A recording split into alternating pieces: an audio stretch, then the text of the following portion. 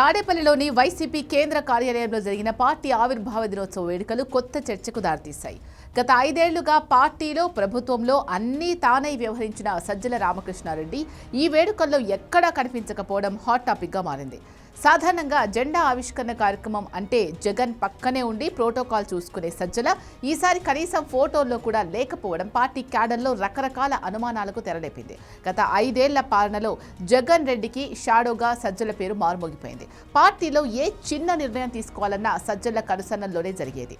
అయితే గత ఎన్నికల్లో వైసీపీ చవిచూసిన ఘోర పరాజయానికి సజ్జల అనుసరించిన వ్యూహాలే కారణమని పార్టీ క్యాడర్లో తీవ్ర అసంతృప్తి నెలకొంది. క్షేత్రస్థాయి కార్యకర్తల నుంచి సీనియర్ నేతల వరకు చాలా మంది సజ్జల వైఖరి వల్లే పార్టీకి ఈ గతి పట్టిందని బహిరంగంగానే విమర్శలు గుప్పించారు.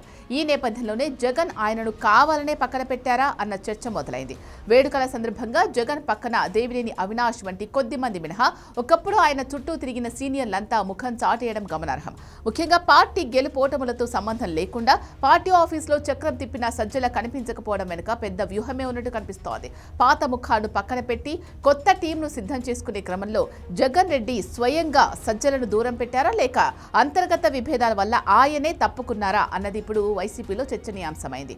పార్టీ ఆవిర్భావ వేడుకలు ఇంత నిస్సారంగా జరగడం, ముఖ్య నేతలు గైర్హాజరు కావడం చూస్తుంటే వైసీపీ యంత్రాంగంలో తీవ్ర స్తబ్దత నెలకొన్నట్టు స్పష్టమవుతోంది.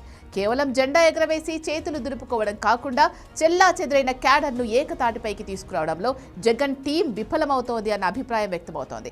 సజ్జల లేని పార్టీ ఆఫీస్ కొత్త సంకేతాలు ఇస్తున్నా పార్టీని మళ్లీ గాడిలో పెట్టే శక్తి ఈ కొత్త టీంకు ఉందా అన్నది $1 మిలియన్ ప్రశ్నగా మిగిలింది.